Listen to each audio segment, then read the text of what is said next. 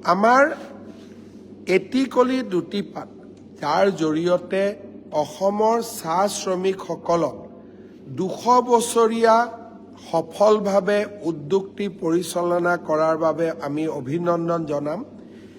এই কাৰ্যসূচীটো আমি অহা 25 জানুৱাৰী তাৰিখৰ পৰা আৰম্ভ কৰিম। ডুমডুমাত সিদিনাখন মই থাকিম, অনুষ্ঠানটো মই আনুষ্ঠানিকভাৱে উদ্বোধন কৰিম।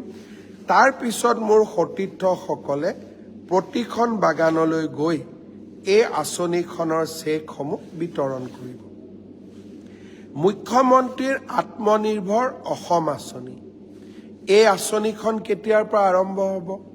যাৰ জৰিয়তে ৭৫,০০০ যুৱকে 2 লাখ টকাকৈ আত্মসংস্থাপনৰ সুবিধা পাব আৰু প্ৰথম কিস্তিত 1 লাখ টকা লাভ কৰিব।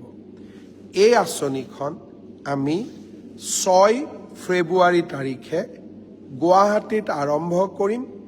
তাৰ পৰা আমি প্ৰত্যেকটো অঞ্চললৈ গৈ, অঞ্চল মানে ডিব্ৰুগড় তিনিচুকীয়া মিলি এটা জেগা, শিৱসাগৰ চৰাইদেউ যোৰহাট মিলি এখন সভা, 6 ফেব্ৰুৱাৰীৰ পৰা এই পুঁজি আমি বিতৰণ আৰম্ভ কৰিম আৰু 15 ফেব্ৰুৱাৰী তাৰিখৰ ভিতৰত আমি সামৰণি মাৰিম।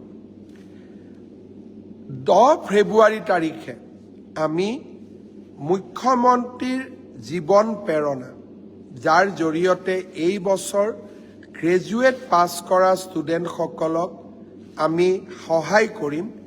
এই আঁচনিখন আমি 10 ফেব্ৰুৱাৰী তাৰিখে আৰম্ভ কৰিম আৰু প্ৰথম মাহৰ প্ৰথম কিস্তিৰ ধন সিদিনাখনে আমি যুৱক বন্ধু যুৱতী বন্ধুসকললৈকে মুকলি কৰিম। ফেব্ৰুৱাৰী মাহত আমাৰ ৰাজ্যবাসীয়ে আৰু কেইবাটাও নতুন নতুন উপহাৰ লাভ কৰিব। গুৱাহাটী উত্তৰ গুৱাহাটীৰ মাজত বহু প্ৰত্যাশিত কুমাৰ ভাস্কৰ বৰ্মা সেতু আমি ফেব্ৰুৱাৰী মাহত প্ৰধানমন্ত্ৰীৰ কৰকমলেৰে আমি উদ্বোধন কৰিম। মই অন্তৰত এটা সাহস ৰাখিছোঁ যে ফেব্ৰুৱাৰী মাহৰ ভিতৰত চানমাৰী আৰু বামুণী মৈদাম নুনমাটি গুৱাহাটী ক্লাবৰ উৰণ সেতুখনো আমি ৰাইজৰ বাবে মুকলি কৰি দিয়াৰ বাবে আমি প্ৰচেষ্টা চলাই আছোঁ।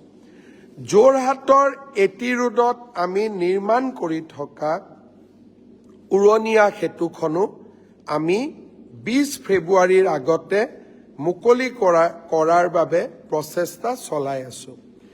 ডিফুৰ উৰণীয়া সেতুখনো আমি এই ফেব্ৰুৱাৰী মাহৰ ভিতৰতে মুকলি কৰি দিয়াৰ বাবে আমি প্ৰচেষ্টা চলাই আছোঁ। ডিব্ৰুগড়ত আমি নিৰ্মাণ কৰা খনিকৰ ষ্টেডিয়ামৰ ফাৰ্ষ্ট ফেজ আৰু ডিব্ৰুগড়ত আমাৰ অসম বিধানসভাৰ দ্বিতীয় চৌহদ নিৰ্মাণ কৰাৰ যি আমাৰ এক বিশাল আঁচনি আছিলে, তাকো অহা 30 তাৰিখে বাস্তৱত ৰূপায়ণ হ'বলৈ গৈ আছে।